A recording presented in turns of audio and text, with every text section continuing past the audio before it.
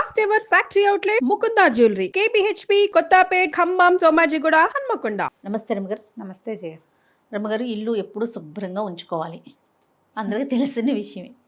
ముఖ్యంగా వంటిల్లు కదండి, వంటింట్లతోనే మన ఆరోగ్యం ఆధారపడి ఉంటుంది. మీ దగ్గర ఉన్న క్లీనింగ్ టిప్స్ ఏంటండి? మీరు ఎలా చేస్తారు? ఏమిటో చేస్తాను జయ. ఎవరైనా వస్తారంటే ఎక్కువ చేస్తాం.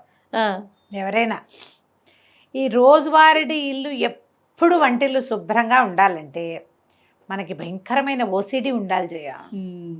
ఓసిడి ఉంటే చాలా శుభ్రం పిచ్చి ఉంటే ఉంటుంది వంటిల్లు శుభ్రంగా. కొంచెం ఒక మాదిరి శుభ్రం పర్వాలేదు, కాస్త ఎవరైనా వచ్చినప్పుడు ఒక 5 నిమిషాలు పని చేస్తే ఇల్లు సెట్ అయ్యేలాగా ఉంచుకోండి ఎప్పుడు కూడా. అంతేగాని ఎప్పుడు సినిమాలలోనో లేకపోతే యూట్యూబ్ వీడియోలో మా కిచెన్ టూర్ అంటే బ్యూటిఫుల్ కిచెన్లు చూపిస్తారు కదా, అది మానవ మాత్రల వల్ల అవుతుందా జయ? వాళ్ళు ఇంకా వేరే పని చేయకూడదు. అవును, ఎప్పుడు వంటింటోనే బట్టి డేక్కుంటూ ఉండాలి, అంత దేవద్దు.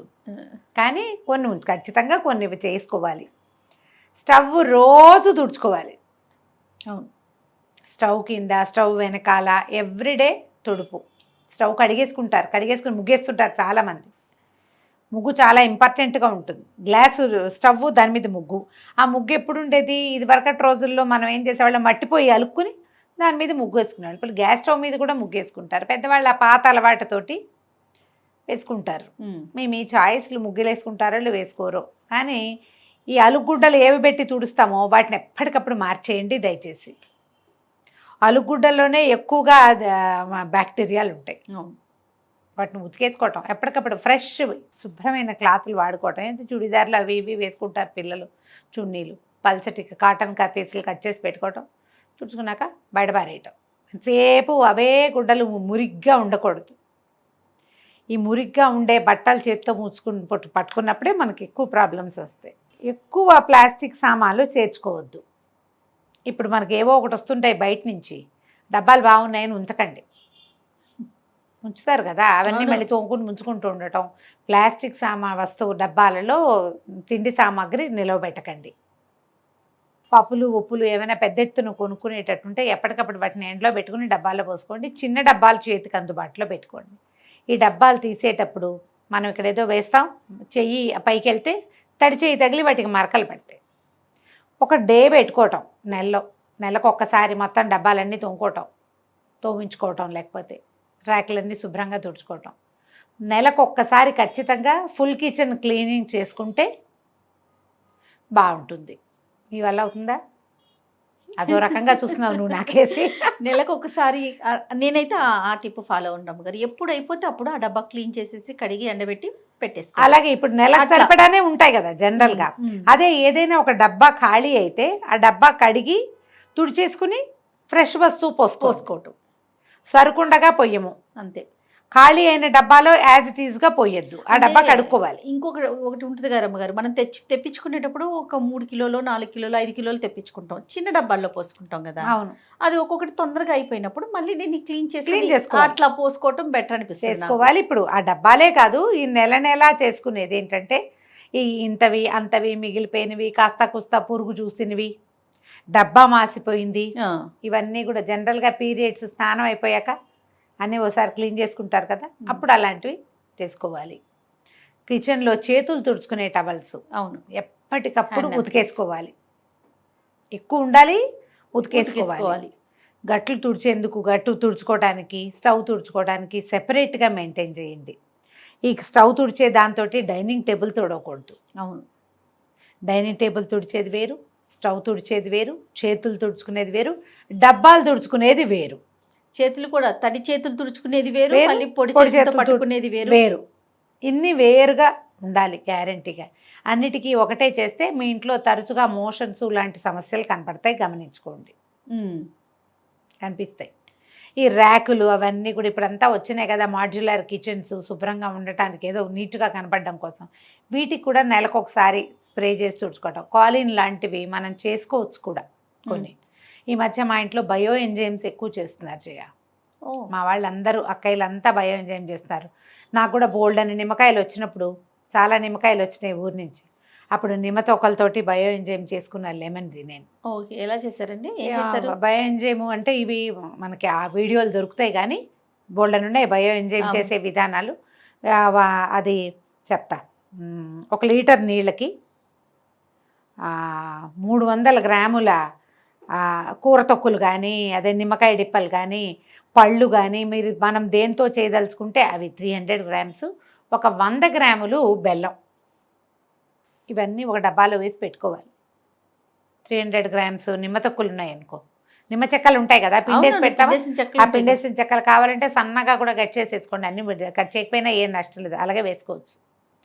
100 గ్రాములు బెల్లం వేసి 1 లీటర్ నీళ్ళు పోసి కదలకుండా చీకటిగా ఉండే చోట పెట్టాలి. మొదట రోజు ఆ మూతలు తీస్తుండాలి. అందులో ఎయిర్ ఫామ్ అవుతూ ఉంటుంది, ఏమనాలి దాన్ని, గ్యాసెస్ ఫామ్ అవుతాయి. ఆ కొన్ని రోజులు గ్యాస్ ఫామ్ అవటం ఆగిపోయిన తర్వాత ఈ మూత టైట్గా చేసి పక్కన పెట్టేసుకోవాలి. గ్లాస్ బాటిల్స్లో పెట్టకూడదు, వీటిని ప్లాస్టిక్ బాటిల్లో పెట్టుకోవాలి. నేను ఊరికే రఫ్గా చెప్తున్నా, మీరు చూసుకోండి బయో ఎంజైమ్ చేయటం ఎట్లాగా అని. ఆ బయో ఎంజైమ్ చేసిన తర్వాత నాకు ప్రాణం హాయిగా ఉంది. స్టవ్ గట్టు చాలా క్లీన్గా ఉన్నాయి మావి.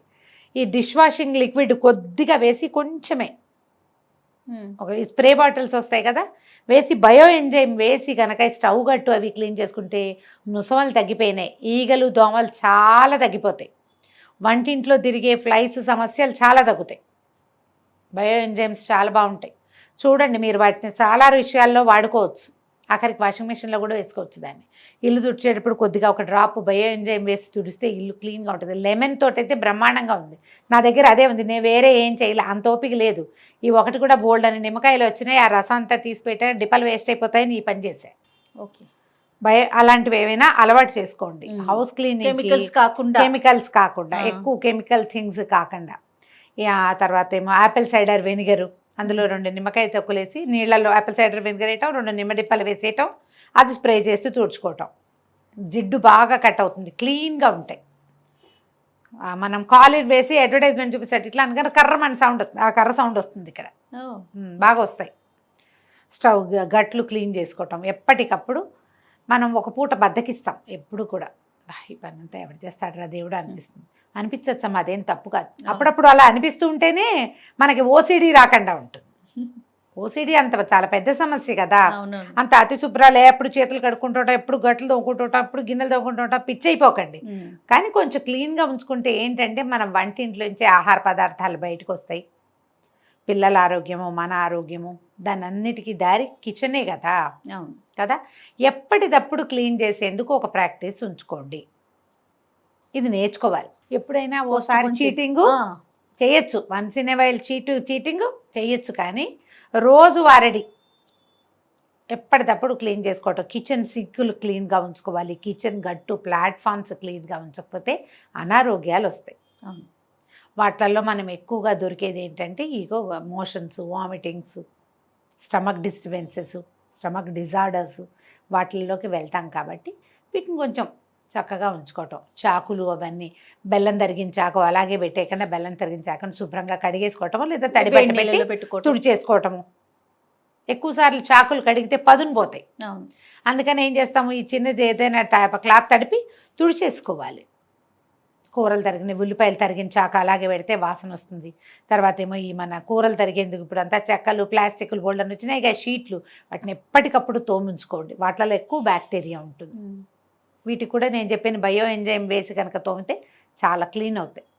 ఒట్టిని అవన్నీ చావలేము మనం, ఈ బయో ఎంజైమ్లు అవన్నీ ఎవరు చేస్తాడంటే, అంటే నిమ్మకాయ డిప్పలు ఉంటాయి కదా, నిమ్మ డిప్పలు నీళ్ళతోటి వాష్ చేసుకోండి. లెమన్ తగిలేసరికల్లా ఆటోమేటిక్గా ఈ యాసిడిటీ వల్ల కొంత క్రిములు అవి పోతాయి. హాట్ వాటర్లో వాష్ చేసుకోవటము. కొంచెం ప్లానింగ్ తోటి ఉంటే కనుక వంటిల్లు క్లీన్గానే ఉంటుంది. ఎప్పుడు మనం ఆ ధ్యాసలో ఉండాలి. వీటికి ప్రధానమైనది ఏంటంటే బేసిక్ శుభ్రత, వాష్, వైప్, కడగటంతో పాటు తుడవటం కూడా. నీళ్ళు ఓడుకుంటూ పెట్టామంటే ఇబ్బంది. అవును, ఎక్కువగా ఎక్కడ చూస్తామంటే రమ్మగారు, మనం గిన్నెలు తోముకునే పీచులు ఉంటాయి చూస్తారా, అవి వాటిని మార్చుకోవాలి. అవి ఎప్పటికప్పుడు ఎక్కువగా వాసన వచ్చే వాటి వల్లే. అవును, ఏం చేస్తామంటే ఈ తోమిన తర్వాత దాన్ని వాష్ చేయకుండా పెడతారు సబ్బు మీద, అది ఆ ప్రాక్టీస్ ఉంటే మానేసుకోండి. అవును, మానేయండి. జిడ్డు గిన్నెలు తోమటానికి వేరుగా ఒకటి ఉంచుకోవాలి, ఆ, ఎక్కువ జిడ్డు ఉన్నవి. గట్టి పీచు. గట్టి పీచు ఉంటాయి కదా, ఇనపీచులు బొళ్ళని ఉన్నాయి రకాలు. ఏదైనా సరే మీరు ఏది క్లీన్గా ఉంచాలో దాన్ని క్లీన్గా ఉంచకపోతే మనకు సమస్యలే వస్తాయి. గిన్నెలు శుభ్రంగా ఉండవు కదా. అవును. ప్లాన్డ్గా చేయండి. ఓసిడికి లోన్ కాకుండానే మనం హెల్తీగా ఉండొచ్చు. బాగా శుభ్రంగా ఉంటేనే హెల్త్ అని పొరపాటును కూడా అనుకోవద్దు. ఆ, శుభ్రంగా అనేదే పాయింట్. బాగా కాదు, తక్కువ కాదు. మీరు బాగా అయినా మీరు పిచ్చి అయిపోతారు, తక్కువైతే అనారోగ్యం పాలవుతారు. మధ్య మీడియోకర్గా క్లీన్గా ఉంచుకోవాలి. ఈ మీడియోకర్ థింగ్స్ చాలా విషయాలు కూడా, బట్టలకు కూడా విపరీతంగా సర్ఫ్ పోసేయటం, అవును. ఈ డిష్ వాషింగ్ లిక్విడ్ పోసేయటం, అతిగా సబ్బు వాడకము, అతిగా డిష్ వాషింగ్ లిక్విడ్స్ వాడడము, వీటితోటి కూడా క్యాన్సర్లు వస్తాయి. అవన్నీ కార్సినోజెనికే, అన్ని కార్సినోజెనికే. ఏవి మనం వాటిలోంచి బయటపడలేము. శుభ్రంగా కడుక్కోవాలి కదా. ఎన్ని నీళ్లు పోస్తే కడుగుతాం? ఇంతంత నురుగులు తెప్పించటం, నురుగు పిచ్చి అవును. కొంతమందికి. అవి తగ్గించుకోండి. అవి ఏమంత మంచి పద్ధతి కాదు. ఏమైనా ఇంట్లో బొద్దింకలు లాంటివి ఉంటే అవి ఆహార పదార్థాలకి మీదకి వచ్చేయకుండా బొద్దింకలకి మందు కొట్టించుకోండి, లేదా మందు పెట్టించుకోండి. 5 ఏళ్ళకోసారి 3 ఏళ్ళకోసారి పెట్టేవి కనపడుతున్నాయి, అలాంటిది ఏదైనా ట్రై చేయండి.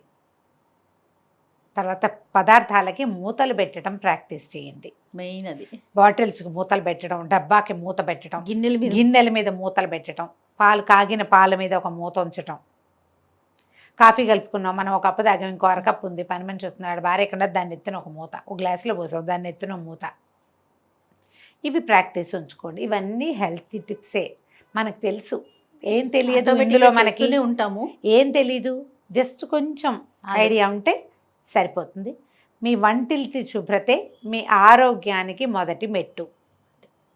అంతే కదా. అంతే రమ్మగారు. నమస్తే. నమస్తే జయ.